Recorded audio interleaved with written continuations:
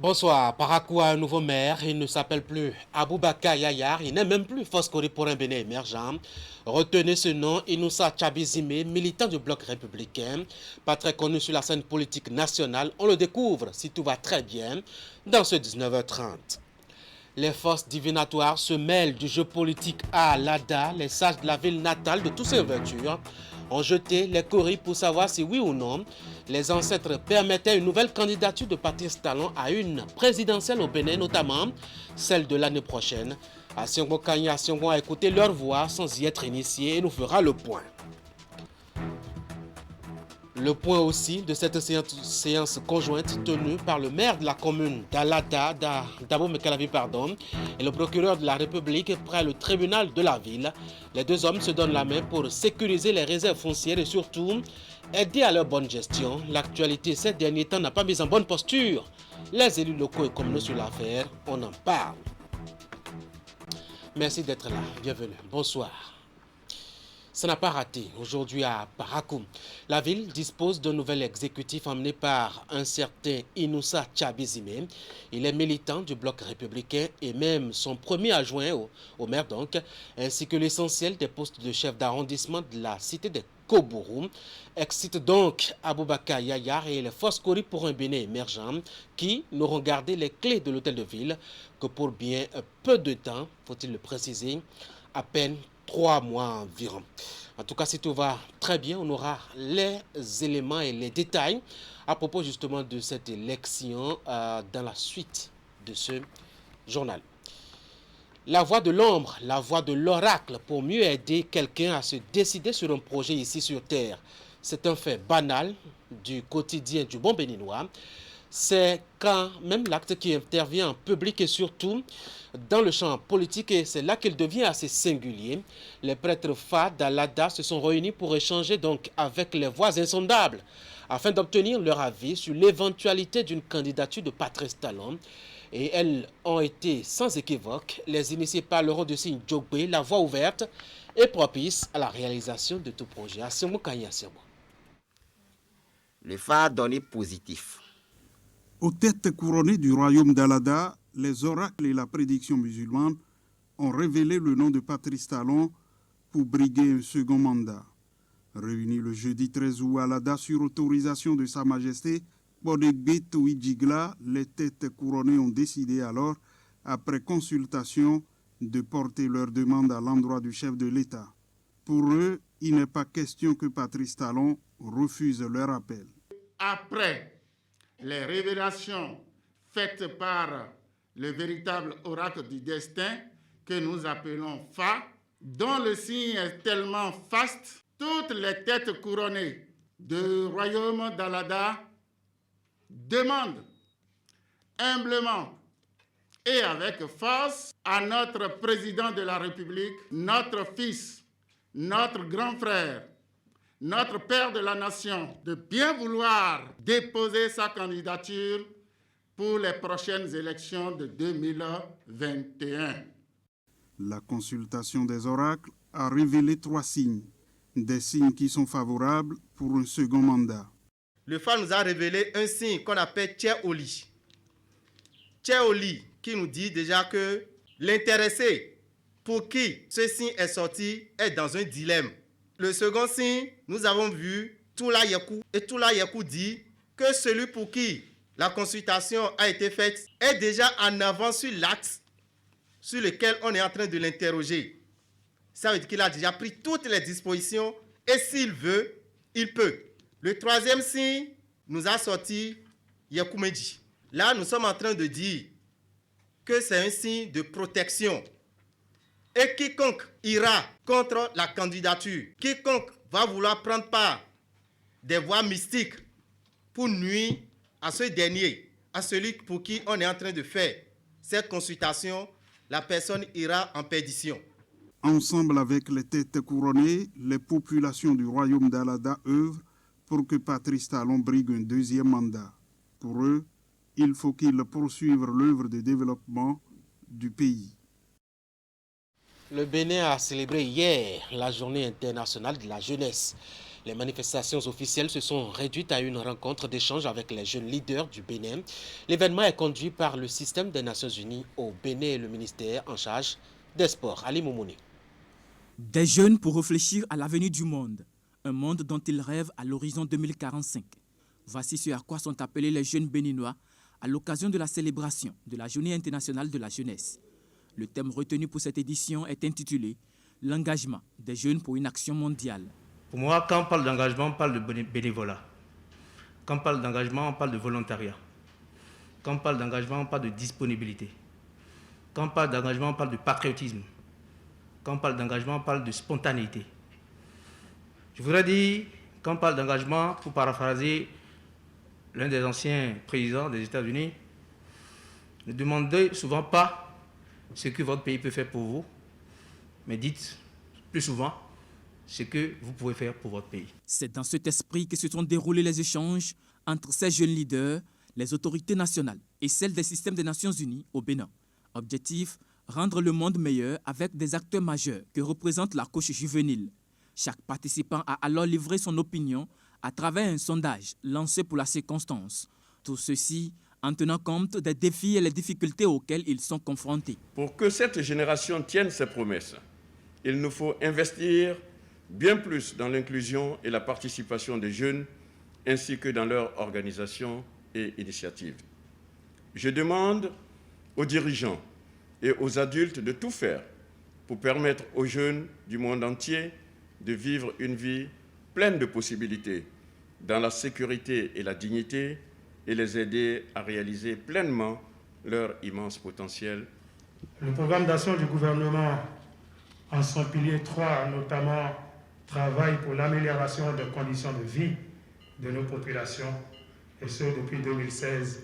Nous avons décidé de rendre transversale cette thématique de la jeunesse parce que nous croyons fermement et physiologiquement que c'est l'ensemble du gouvernement qui doit se mettre au travail pour promouvoir la cause de la jeunesse. La célébration de la Journée internationale de la jeunesse édition 2020 est également marquée par la crise sanitaire mondiale liée à la Covid-19. Et pour les jeunes du monde, il faut également des actions pour contribuer à la lutte contre cette pandémie. Et justement, parlant du coronavirus, la Chine pour un coup de main au Bénin dans sa riposte contre cette pandémie. Le ministère de la Santé a reçu hier un important lot de matériel de santé de la part de la République populaire de Chine, du matériel destiné justement au personnel sanitaire. Depuis le début de la pandémie du coronavirus, la République populaire de Chine ne manque d'appuyer le Bénin. Le mercredi 12 août, c'est un lot de matériel et d'équipements sanitaires qu'elle apporte au gouvernement. Un don au profit des hôpitaux et centres retenus par le gouvernement béninois dans le cadre du traitement des personnes contrôlées positives au virus. Et dans la lutte contre la pandémie, les médecins, les infirmiers se trouvent aux premières lignes, au premier front de guerre. Donc, faire des efforts pour les protéger, c'est de protéger les autres. C'est pour cette raison que nous avons désigné ce lot de dons spécialement à ces hôpitaux où travaillent aussi, en collaboration, des médecins chinois. Nous espérons de cette façon démontrer notre soutien, notre solidarité et aussi notre accompagnement. Parce que nous avons la confiance, comme nos amis béninois, qu'un jour, nous aurons gagné certainement cette guerre contre la pandémie. L'ambassadeur de la Chine a expliqué que la pandémie n'épargne personne et pour riposter efficacement contre, il faut une solidarité internationale. L'action de la République populaire de Chine traduit aux yeux des autorités béninoises l'engagement de ce pays aux côtés de son homologue pour la lutte contre le virus. C'est à ce titre que nous accueillons avec beaucoup de ferveur et de satisfaction ce clin d'œil qui est fait particulièrement à l'endroit de ces formations sanitaires, à savoir le centre hospitalier universitaire de zone de Surulere, l'hôpital de zone de Natitengu et le centre hospitalier départemental du Mono. À ce jour, le Bénin compte plus de 2000 cas confirmés, 1681 cas guéris et 38 décès. Le pays a effectué déjà 65 711 tests PCR et 36 279 tests TDR. Au chapitre des appuis toujours, mais cette fois-ci pour un autre secteur, pour d'autres acteurs aussi. Les apiculteurs ont reçu un important lot de matériel moderne de production. C'est de la part du projet UNAP Bénin qui a ciblé les bénéficiaires pour les 12 machines estampilleuses des communes de Ouida, Dabo-Mekalavi et d'Alada, afin de leur permettre de lutter efficacement contre l'envahissement du marché local par des œufs de qualité douteuse. Clément Achadé. La révolution technologique dans le secteur avicole est enfin amorcée par cette remise devenue une réalité ce mercredi. Grâce au projet UNAP Biosécurité, les éleveurs et producteurs d'œufs de table peuvent désormais sécuriser le Made in Benin. Et pour ce faire, la coordination du projet et les représentants du gouvernement du Bénin ont officiellement remis à ces aviculteurs bénéficiaires 12 machines estampilleuses d'œufs commerciaux. Nous prenons l'engagement de bien utiliser ce matériel et de sensibiliser d'abord les distributeurs pour qu'ils acceptent d'abord les œufs. Et c'est le grand travail qu'on fera. Nous allons maintenant sensibiliser les producteurs, les acteurs, pour que tout le monde puisse utiliser ce type de matériel. Au nombre de 12, les bénéficiaires élevage commercial, nous remercions vivement les partenaires financiers au développement qui nous ont permis d'acquérir ces 12 estampilleuses de type KB, KP16B, afin d'amorcer la problématique de traçabilité des œufs de table produits chez nous au Bénin par nos chers et valeureux aviculteurs. Et l'estampillage de ces œufs à l'échelle de ces 3 communes d'intervention du projet simultanément constituera le début d'une révolution sur la traçabilité de la qualité nutritionnelle, toxicologique et microbiologique des œufs produits au Bénin. Par cette première phase du projet, les 12 bénéficiaires viennent des communes de Ouida, Dabo-Mekalavi et Alada. Ces machines estampilleuses sont des outils de traçabilité en matière d'identification des œufs commerciaux. Cet outil permet par ailleurs de renforcer les dispositifs mis en place pour lutter contre l'importation abusive des œufs au Bénin. De la compétitivité de nos œufs face à l'envahissement des œufs venus d'ailleurs est une question cruciale. Nous saluons votre initiative et votre dévouement à faire avancer la révolution agricole que veut le président Talon. Nous voudrions ici, au nom du ministre de l'Agriculture, de l'Élevage et de la Pêche et au nom du directeur général de l'ATDA, Paul Seth, saluer cette initiative et demander aux heureux bénéficiaires d'en faire bon usage et donner la preuve que le Bénin est capable de grandes choses. Le projet UNAP Biosécurité, en collaboration avec ses partenaires et le gouvernement, entend continuer dans cette lancée pour dynamiser davantage la production béninoise afin de rendre son économie plus compétitive. À l'occasion de cette cérémonie de remise, une convention a été signée entre le projet UNAP Biosécurité et le projet SICA.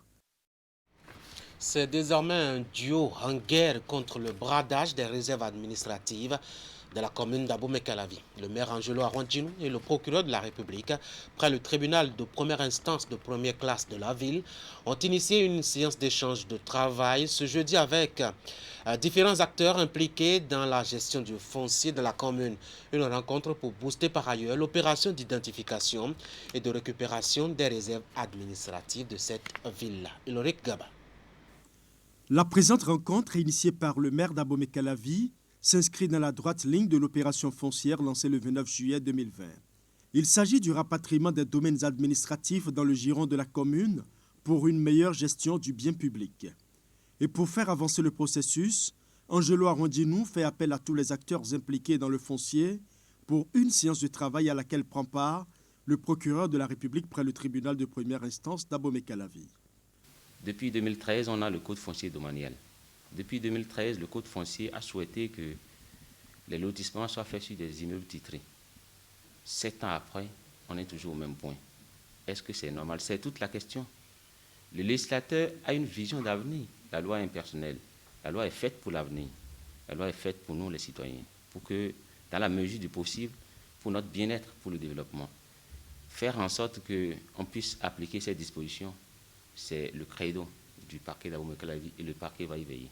Nous n'avons pas aujourd'hui à notre disposition au niveau de la commune de Calavi le rapport des travaux effectués par les géomètres. Ce qui nous a amené à tenir aujourd'hui une séance de travail avec l'ordre des géomètres, les architectes, les différents acteurs qui interviennent dans le foncier à Calavi. Nous avons essayé de poser les difficultés auxquelles nous sommes confrontés. À l'issue de cette séance, les propositions alléchantes ont été trouvées. Les géomètres vont contribuer au succès de cette opération. Ils sont sonnés de nous déposer les rapports au plus tard le 20 prochain. Donc nous aurons de la matière. Pour les premiers acteurs de terrain, l'opération lancée le 29 juillet dernier suscite quelques remous dans le rang des populations. Mais la commission installée par le maire est décidée à mener l'opération jusqu'au bout dans tous les quartiers d'Abomey-Calavi déjà lotis. Sur certaines réserves, on constate que les gens ils ont érigé des immeubles, quitte à eux maintenant de venir vers l'administration communale pour justifier comment ils ont pu avoir les droits de propriété sur ces réserves-là. C'est de ça qu'il s'agit. Ça fait partie des difficultés. C'est les difficultés même majeures. Parce que les gens estiment qu'ils ont déjà ils ont acquis le domaine à travers certaines procédures. C'est à eux maintenant de venir justifier à la mairie que les procédures d'attribution ont été des procédures régulières. Et ce n'est pas une opération qui est dirigée contre X ou bien contre Y, contrairement à ce que les gens sont en train de dire. Et ce qui concerne l'intérêt général, on ne doit pas avoir peur. Nous devons aller au bout pour accompagner le chef de l'État dans toutes ces réformes. Parce qu'une fois que nous allons entrer en possession de ces réserves, c'est pour y bâtir des infrastructures socio-communautaires. Le maire en appelle au sens de responsabilité et de citoyenneté des populations. Il exhorte aussi toutes les parties impliquées dans l'opération à jouer leur rôle pour le bonheur de toute la commune. Mesdames et messieurs, on connaît depuis hier les résultats du baccalauréat session de juillet 2020. Ils sont tombés en début de soirée, proclamés par le directeur de l'office du bac en présence des deux ministres concernés par le dit examen. C'est un taux de réussite de 49,73% au plan national, avec le département du littoral qui vient en tête, talonné par l'Atlantique. On va suivre maintenant le professeur Alphonse Da Silva. Lui, c'est le directeur de l'office du bac qui, justement, se prononçait hier lors de la publication de ses résultats. Il est au micro de Teddy Goudalo. Alors, nous avons la Libori qui a 35,22%. Atakora, 38,63%. Atlantique, 54,98%. Borgou, 42,79%. Colline, 37,23%. Koufo, 47,68%. Donga, 38,81%. Littoral, 57,47%. Mono, 53,80%. OMB, 52,30%. Plateau, 47,50%. Et Zou, 49,65%. La série A1 a réuni 61% comme suffrage. A2, 44,67%. B, 60,77%. C, 62,47%. D, 45,62%. Il faut dire que D, la série D, à elle seule représente la moitié des candidats. Et si ça baisse, le taux du bac aussi baisse. Et cette année, la D a fait un effort, 45,62%, ça c'est louable.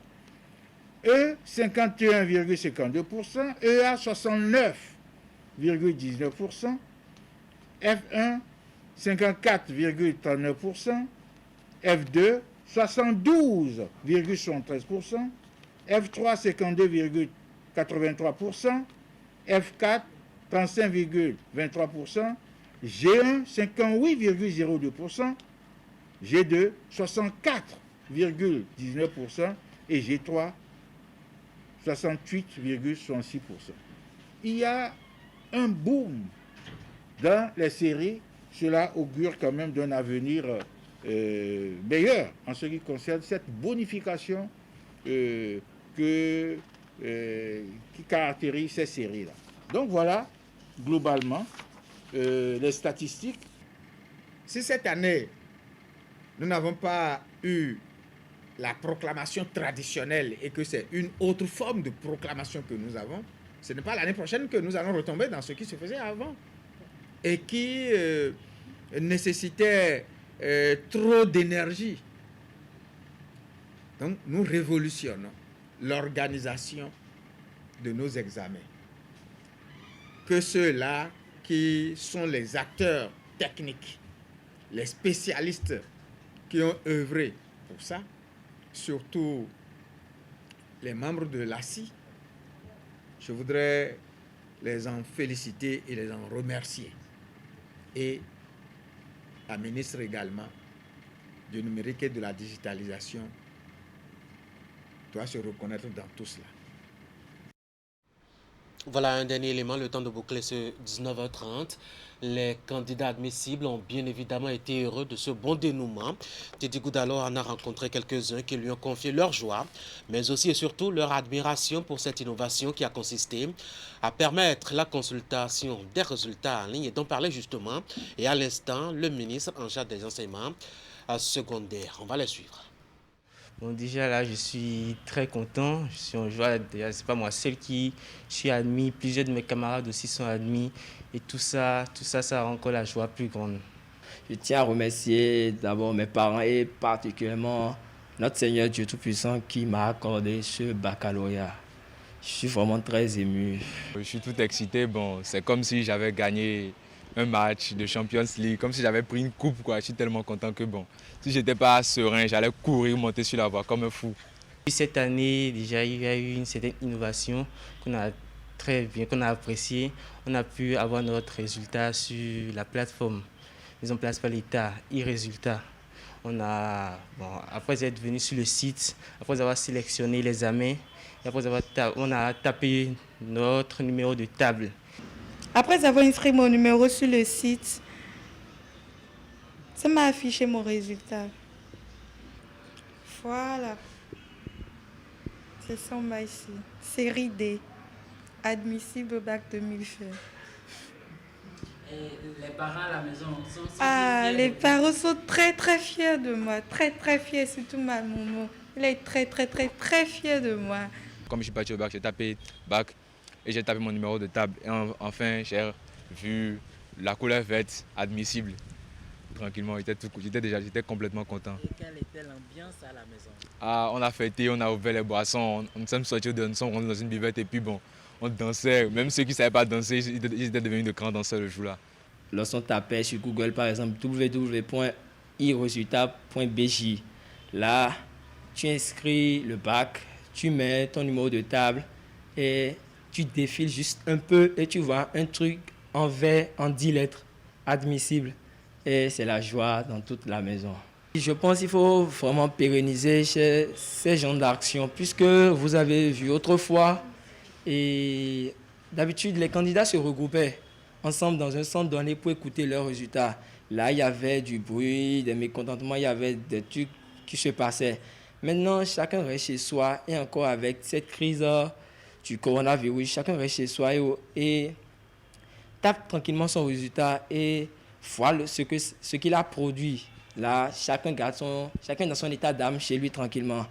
Moi, je souhaite qu'ils améliorent ça encore parce que c'est la meilleure chose qui aurait pu arriver. Parce que les années antérieures, nous étions là, on venait faire la délibération en public et puis avec l'euphorie, l'excitation, tout, les gens sortaient, et puis sans le savoir, ils se faisaient renverser. Mais c'est la pandémie du coronavirus. Ça a pu éviter la propagation du virus. Mais comme on dit, le Covid a fait et puis on a eu une nouvelle avancée. Donc, à quelque chose, malheur est bon. Voilà. Belle innovation donc. Mesdames et messieurs, c'est la fin de ce 19h30. Par quoi un nouveau maire, son nom, Inoussa Tchabi-Zimé, militant du bloc républicain. Il a été élu ce jour même et remplace désormais Aboubakar Yaya. Désolé, vous n'avez pas pu avoir le reportage qui constate son élection. Patrice Talon n'a plus désormais le choix, même l'oracle, celui d'Alada, en tout cas, lui conseille vivement de se porter candidat pour la présidentielle prochaine au Bénin. Ce sont les prêtres FA qui ont jeté les courriers et ont ainsi obtenu son aval.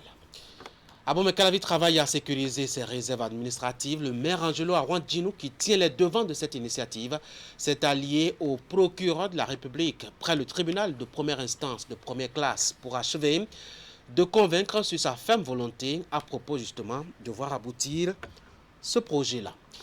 Merci d'avoir été là. Ce fut une belle partie de vous avoir tenu compagnie depuis lundi pour les nouvelles du soir. À partir de demain, retrouvez à mes lieux et places Narcisse Alossé qui se payera ce même plaisir.